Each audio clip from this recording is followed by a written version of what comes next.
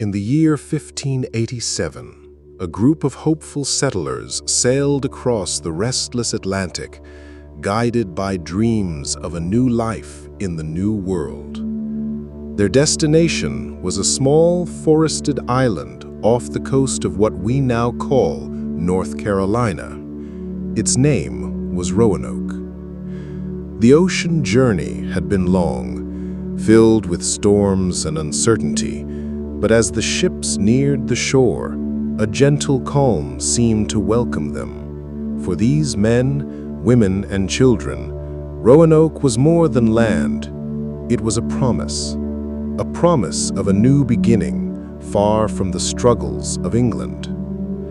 Among them was Governor John White, a man of steady will and deep responsibility. He had brought with him not only supplies and dreams, but also his family. His daughter, Eleanor Dare, and her husband were among the colonists.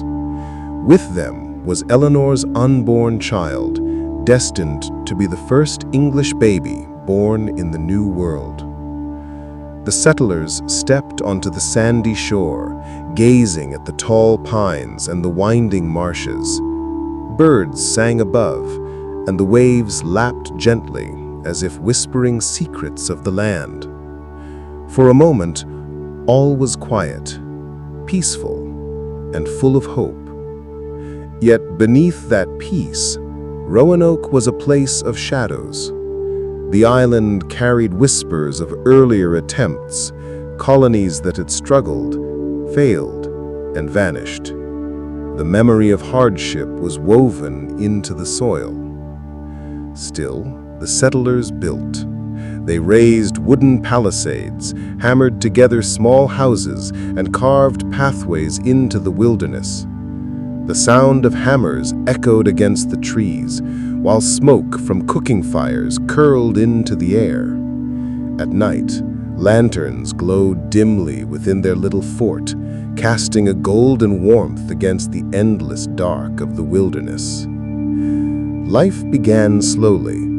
Women prepared meals with corn and fish, while men hunted deer and worked the soil. Children laughed and played along the shore, their voices carrying into the salty breeze. In the evenings, families gathered around small fires, listening to stories of England, stories of home, and dreams of what Roanoke might become. But beyond the walls of the colony, the forest was alive with unseen eyes. The Algonquian-speaking tribes watched, cautious and uncertain. Some had traded with the English before. Others remembered violence, hunger, and distrust. To the settlers, the land seemed full of opportunity. To the native people, it was fragile, balanced, and threatened by strangers. Governor White tried to keep peace. He spoke gently, offered gifts, and sought friendship. But he knew fragile harmony could easily shatter. And so the days passed. The first child of the New World was born, Virginia Dare, Eleanor's daughter. Her birth was celebrated with joy, and the colony's spirits lifted. For the settlers, she was more than a child. She was a symbol of hope, proof that life could truly begin here. Still, as the sun set behind the forests each evening and shadows stretched across the settlement, questions lingered. Would their supplies last? Would peace endure? And would Roanoke, this small, quiet island, truly become their home? The winds carried no answer. Only silence, only the waiting trees standing tall, as if guarding a secret yet to come. The days at Roanoke began with a rhythm, slow and steady, as though the island itself had lulled the settlers into its timeless embrace. Morning mist rose from the marshes, veiling the pines in a silver haze. The colonists emerged from their wooden shelters, carrying baskets and tools, moving about their daily tasks. Children chased one another by the shoreline, their laughter thin and fleeting against the roar of the distant sea. But soon, the colony's fragile peace began to show its cracks. Supplies that had been brought across the Atlantic were already running thin. Salted meat grew stale, flour spoiled with dampness, and what little ale they had was soon gone. The settlers turned to the land, but the soil was stubborn and the harvests uncertain. They gathered wild berries, fished in shallow waters, and sought game in the woods. Some days, the forest gave generously. Other days, it was silent and bare. At night, as the fire burned low, the settlers would hear sounds from beyond their palisade, rustling in the underbrush, distant calls, or the faint crack of a branch beneath a careful foot. Some believed it was only deer, or perhaps foxes. Others feared it was the watchful presence of the native tribes. Governor White tried to reassure them. He spoke softly of patience, of cooperation, of the importance of peace. He reminded them that the Algonquian peoples had lived here long before the English, and that survival might depend on friendship. Yet trust was a fragile thread. There were moments of cautious contact. A few tribes approached with small offerings, fish, corn, or tobacco leaves. In return, the English gave trinkets, beads, knives, or bits of cloth. These exchanges were tentative, polite, but shadowed by memory. Earlier expeditions had ended in violence, and some native leaders whispered warnings of the newcomers' presence. Among the settlers, fear and hope lived side by side. One evening, Eleanor Dare held her child Virginia close to her chest and whispered lullabies she remembered from England. The sound mingled with the low sigh of the sea, carrying across the settlement. To her, Virginia was a light in the gathering dark, a reason to endure. Governor White often walked the perimeter of the fort at night. Lantern in hand, he would pause to listen. The sigh of wind through the pines, the murmur of waves, the occasional haunting cry of a night bird. Each sound carried weight, as though the island itself were speaking in riddles. Still, the settlers pressed on. They repaired houses, expanded gardens, and tried to carve a future. Yet beneath their determination lay an undercurrent of unease. For every meal gathered, hunger lurked close behind. For every moment of peace, there was the possibility of conflict. Then came whispers, strange tales that drifted among the colonists as the summer deepened. Some claimed to see figures watching from the tree line, silent and still. Others spoke of hearing voices in the wind, foreign words carried softly, almost like a chant. A few swore that lights flickered deep in the woods at night, small flames moving slowly, vanishing as quickly as they appeared. Were they native scouts, warning the colonists to leave? Or was it something older, something the forest held in secret? The settlers did not know, and so unease grew. Governor White wrote in his journal by the light of a candle. His words were steady, but tinged with worry. He wrote of shortages, of strained relations, of the burden of leadership. He wrote of Virginia Dare, the child who had become the colony's fragile symbol of hope. And he wrote of the island itself, a place both beautiful and haunting, filled with promise, yet heavy with silence. As summer waned and the nights grew longer, the settlers could not escape the feeling that they were being watched, not just by the tribes, but by the island itself. And in that silence, in that waiting wilderness, Roanoke began to feel less like a home and more like a mystery slowly unfolding. As summer turned to autumn, the island of Roanoke began to test the settlers in ways they had not imagined. What little harvest they had gathered was quickly consumed. Corn stores shrank, dried fish became scarce, and the once cheerful laughter of children now often gave way to hungry cries. The settlers tried to live off the land, but Roanoke was not generous. Some days the men returned from the woods with only a rabbit or a handful of berries. Other days they came back empty-handed, their shoulders heavy, their faces grim. Women did their best to stretch every meal, thinning soups, baking bread from what little flour remained, grinding roots into coarse meals that barely filled the stomach. Governor John White carried the weight of the colony's suffering on his shoulders. He listened as mothers begged for more food for their children, as men grumbled about their failing crops, as elders warned of a harsh winter to come. Each complaint, each sorrow settled deep within him. At night, when the fires burned low, he would sit with his journal and write by the flickering glow of a candle. His words grew darker with each passing week. Some settlers whispered that they should move inland, toward friendlier tribes, toward richer soil. Others feared leaving the safety of their palisade.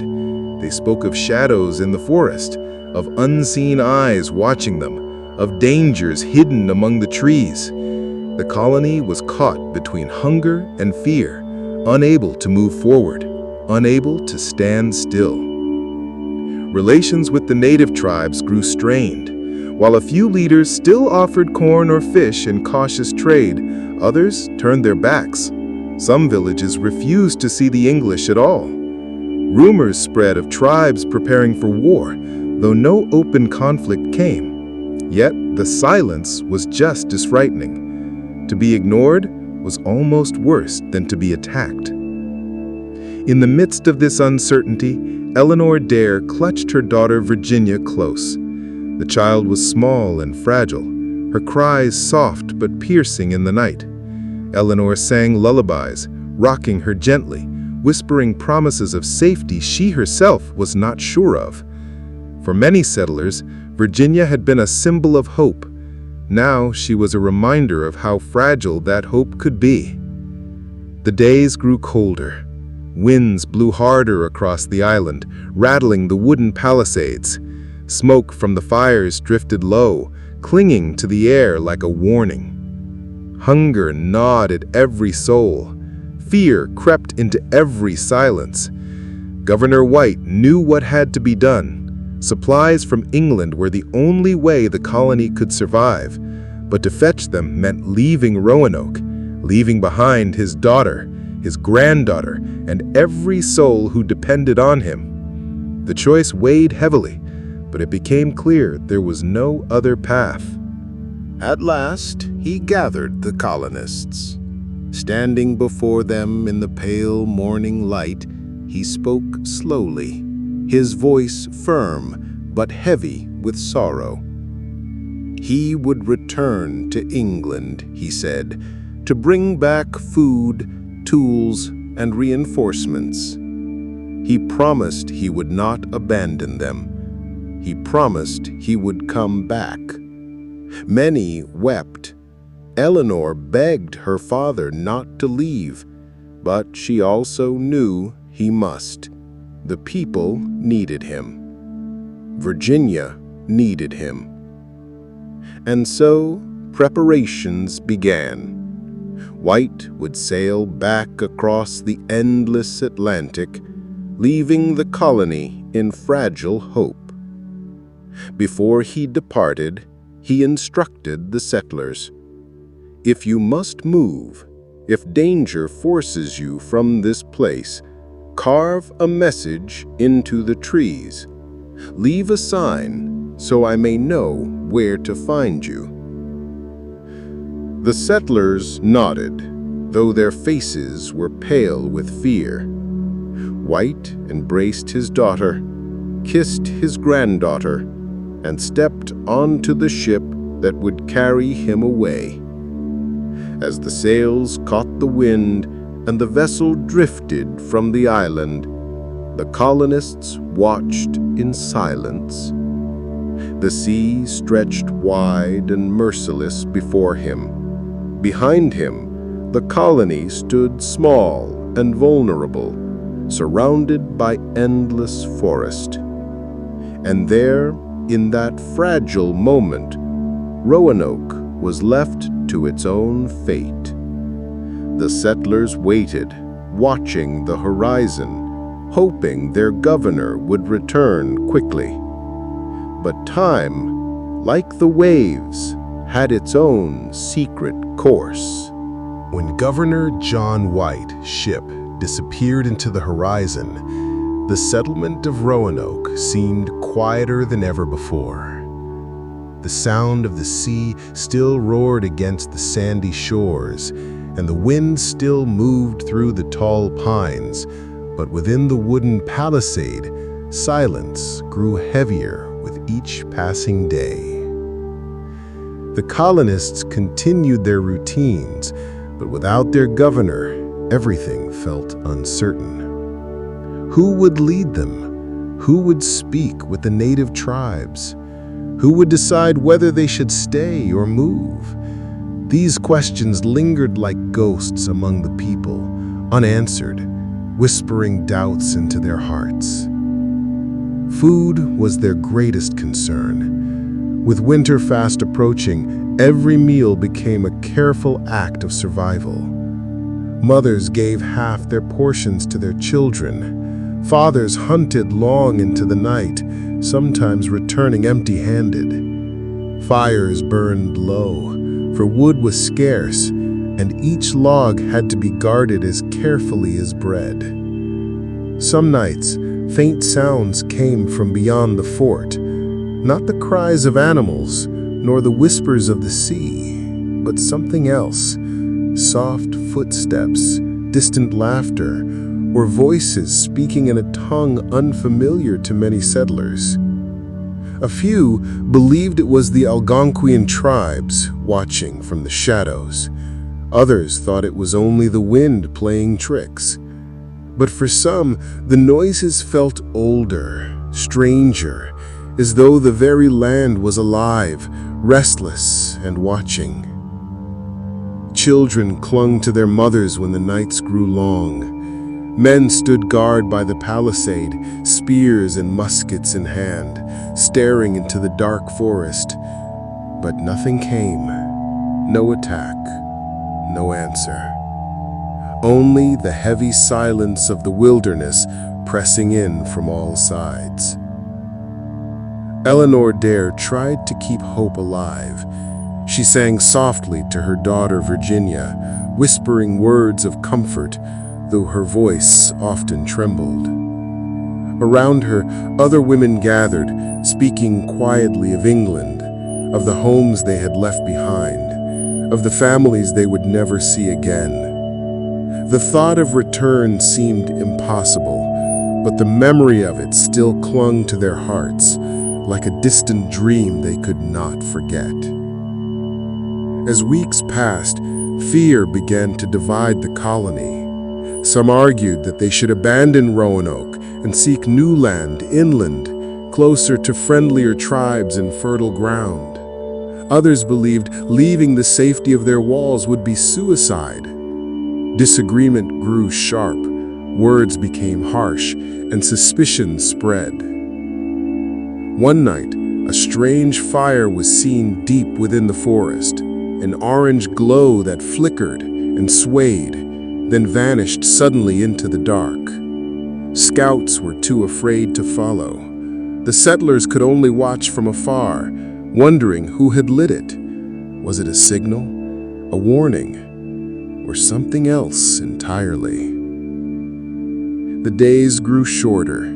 The air turned cold. Frost appeared on the edges of the palisade in the mornings. Children coughed in the night. Supplies dwindled to almost nothing. What little corn they had was rationed into crumbs. Some settlers spoke of leaving marks on the trees, just as Governor White had instructed in case they were forced to move. The idea lingered, unspoken, yet powerful, like a shadow at the edge of every conversation.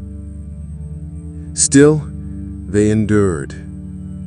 Every morning, they rose with tired faces and empty stomachs, clinging to the fragile hope that their governor would return with ships full of food and help. Every evening, they stared at the horizon, watching for sails, but the sea remained empty. And so, Roanoke waited.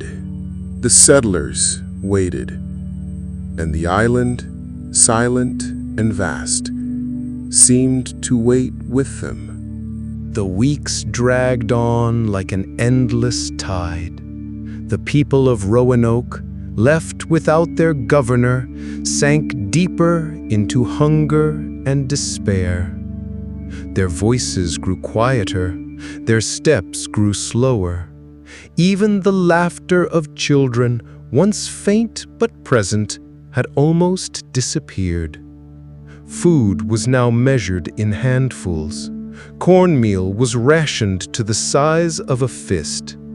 Fish were scarce, for the waters near the island seemed strangely empty. Men returned from hunting with nothing but exhaustion on their faces.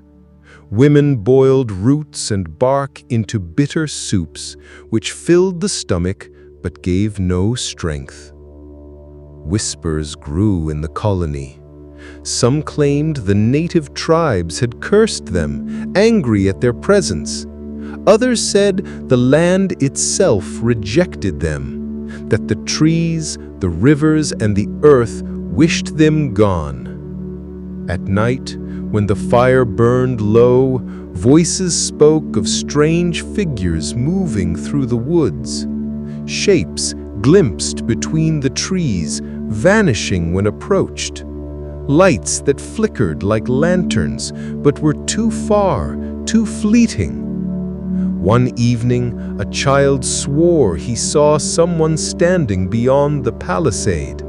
Not a native warrior, nor a settler, but a pale figure, silent and still. By the time the men gathered, spears in hand, there was nothing. Only the forest, only the dark. Fear spread like an illness. Some settlers refused to leave the fort at night. Others kept their weapons close, even while they slept. A few began carving crosses into the wooden posts, believing it might ward off whatever shadows lurked in the wilderness. Eleanor Dare held her daughter tightly.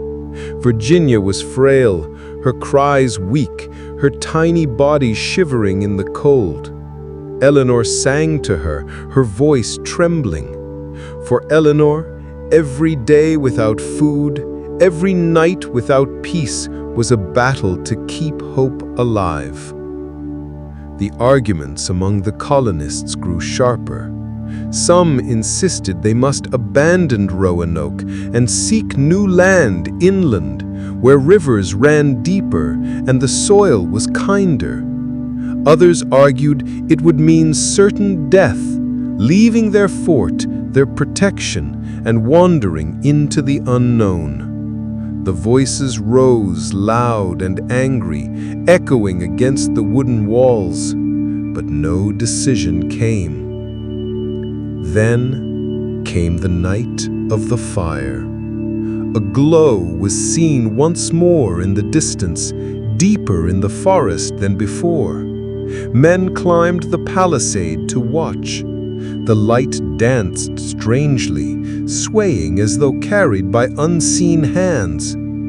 Suddenly it grew brighter, then faded to nothing. Silence followed, heavier than before.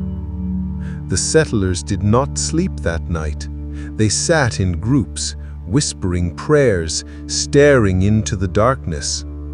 For some, it was a sign of the tribes watching them. For others, it was proof of something far older, something the island itself wished to keep hidden.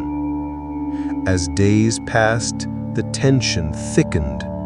Even the forest seemed to change. Birds sang less, the air grew colder, the winter had not yet fully come. The trees seemed taller, the shadows longer, the silence deeper. It was as though the land itself was withdrawing from the colonists, pulling away, leaving them stranded. One morning, a scout failed to return. He had gone to gather wood near the marshes, but never came back. Men searched the forest, calling his name. They found only his axe lying abandoned near the roots of a great tree. No tracks, no blood, nothing. Panic took hold. Some settlers whispered of spirits, of ancient guardians who punished those who trespassed. Others believed the tribes had taken him as a warning. But the truth was more terrible than either. No one knew. That night, as the wind howled through the cracks in the fort's walls, the colonists sat in silence. No one spoke of the missing man. No one dared. They only listened to the sighing of the forest, to the endless waves, to the sound of something vast and unseen that seemed to breathe all around them. The colony was shrinking, not only in numbers, but in spirit. Hope was slipping away, replaced by fear. The settlers clung to Governor White's promise that he would return. But with each day, that promise felt more like a distant dream. And all the while, Roanoke stood silent, its trees tall and watchful, its shadows stretching longer, its secrets pressing closer. The days after the split of the colony were filled with a heavy silence. The group that had left had disappeared into the forest, and their absence lingered like a wound. Every morning, those who remained behind scanned the tree line, hoping for smoke from a campfire or the faint sound of voices. But there was nothing. The forest was as silent and indifferent as stone. Eleanor Dare often stood at the edge of the fort, her daughter in her arms, staring into the endless wall of trees. Sometimes she thought she saw movement, shadows shifting, shapes darting between the trunks, but when she blinked, there was nothing. The island seemed alive, and it was watching. Then the vanishings began. At first, it was small things, a basket of fish left by the shore, gone before morning, a tool set down for a moment, never seen again. Then, one evening, a young boy failed to return from fetching water. His mother screamed his name, her voice echoing across the beach, but no answer came. Torches were lit, men searched deep into the night, but there was no sign. The boy had simply vanished. Fear seeped into every corner of the fort. Children were not allowed outside alone. Men kept weapons close, even while sleeping. Fires were kept burning at all hours, though wood grew scarce. Yet still, one by one, people began to disappear. A hunter was last seen sharpening his blade. A woman vanished while gathering herbs near the walls. A guard posted at the gate was found missing at dawn, his spear lying on the ground as if dropped in haste. Whispers grew louder in the colony. Some said the forest spirits had claimed them. Others insisted it was a tribe they had angered. A few muttered that perhaps the island itself was hungry. Eleanor could not sleep. At night she listened to the wind carrying strange sounds, low chants like distant voices. Sometimes the cries of the lost seemed to float across the waves. Virginia stirred uneasily in her arms, as if the child too could feel the unease that coiled around the settlement. Then, one evening, a group of settlers found markings carved into the trunks of trees near the fort. Strange symbols, nothing like the English letters they had left for Governor White. Circles, spirals, and jagged shapes that seemed to twist when stared at too long. Some of the symbols were smeared with something dark, perhaps sap, perhaps blood. The colonists recoiled in fear. None could read the carvings, but all felt their meaning, a warning. The following night, another person was gone. No struggle, no footprints, no blood, only silence. Panic spread through the survivors. Families clung together, too afraid to sleep.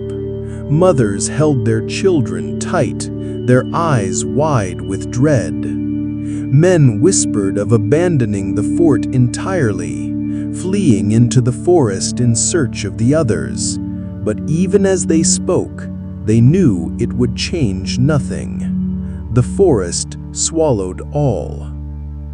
One stormy evening, Eleanor awoke to the sound of weeping. She stepped outside her small cabin and saw a figure kneeling in the mud near the gate. It was one of the settlers, his face streaked with tears. He pointed toward the posts where crow had been carved. The letters were deeper now, fresh cuts as though someone or something had returned to carve them again. And beside them, another mark had been added, a single handprint, smeared in red. No one knew whose hand it was. That night, thunder rolled across the island, and lightning revealed fleeting images in the distance, dark figures between the trees, watching, waiting. Some swore they saw faces, pale and hollow-eyed, staring back at them. By dawn, yet another family was missing. Their cabin stood open, belongings scattered, the fire still smoldering. It was as if they had been taken in the middle of a meal. The remaining colonists were no longer just afraid, they were broken. Every day, fewer voices rose in the fort. Every night, more shadows gathered at the edges. The line between the living and the vanished was blurring. Eleanor clutched her daughter and whispered, "We must endure. Father will come for us." But in her heart, even she doubted her words. Governor White was far across the ocean, and the sea gave no mercy to those who waited. The Roanoke Colony was fading, not with war, not with fire, but with silence. And as the survivors stared at the forest, at the strange carvings and the empty cabins, a single thought haunted them all. They were no longer settlers. They were prey.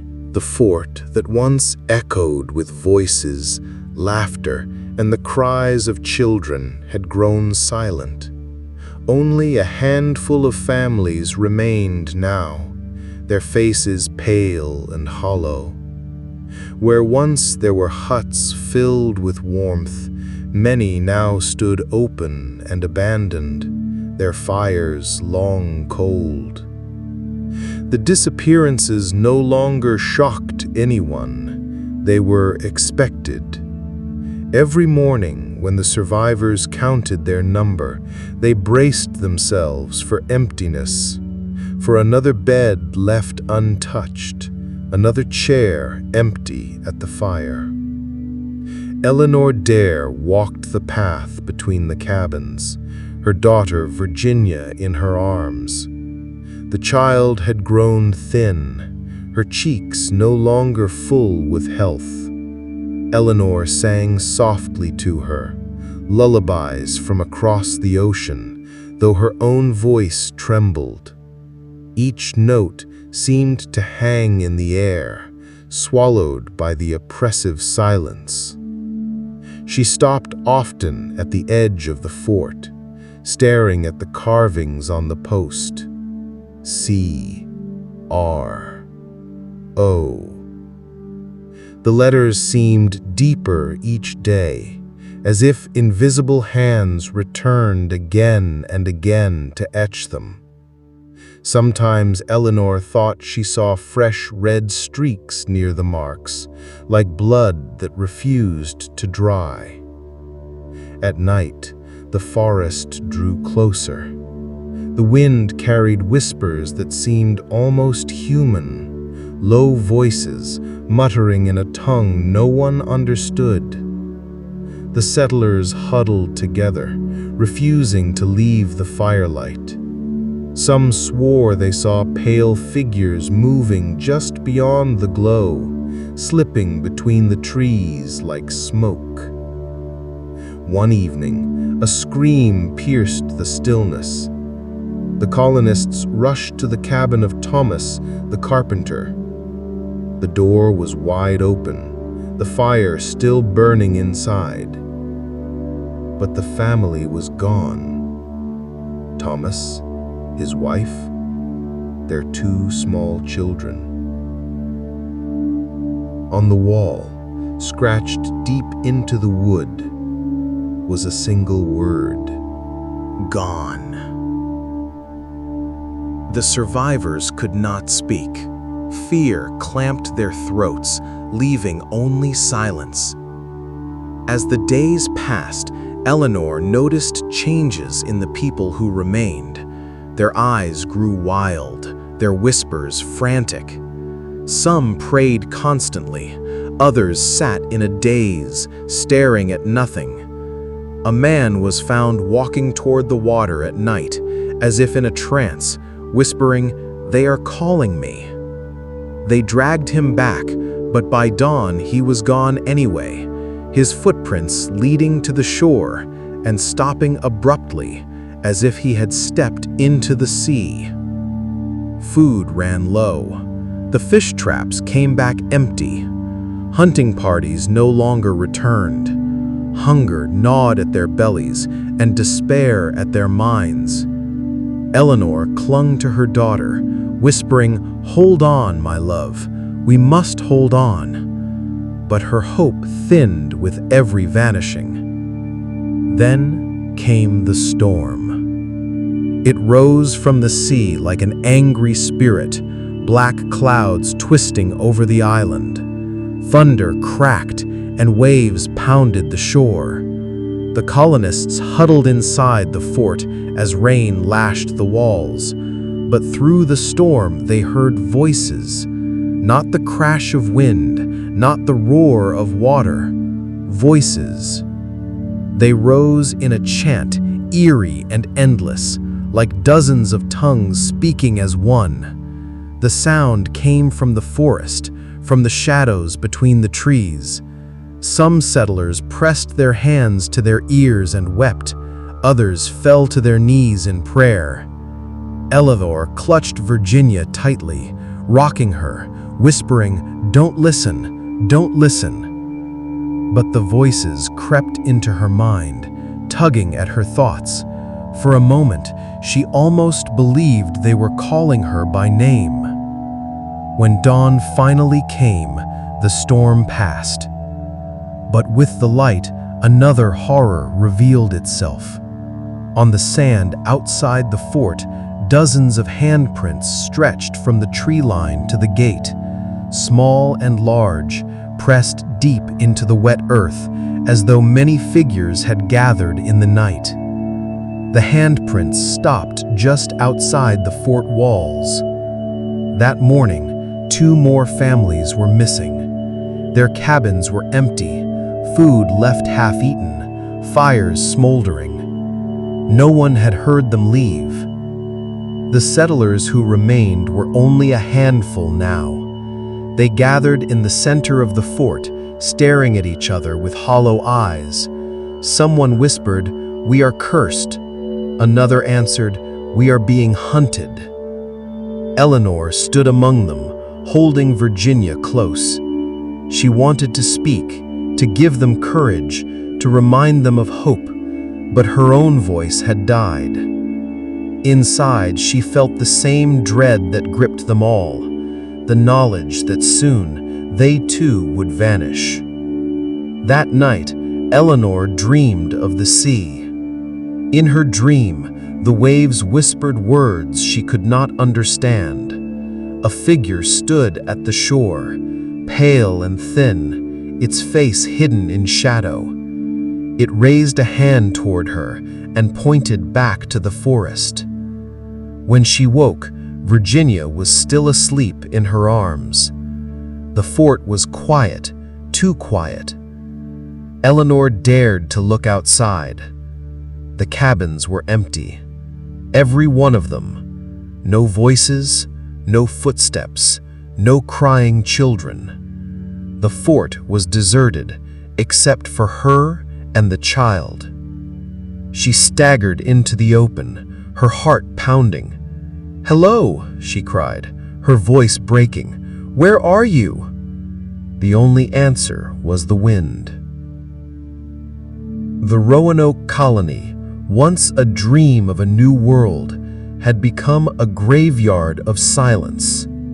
And Eleanor Dare, clutching her child, stood alone at the edge of the vanished world, waiting for the shadows to claim her too.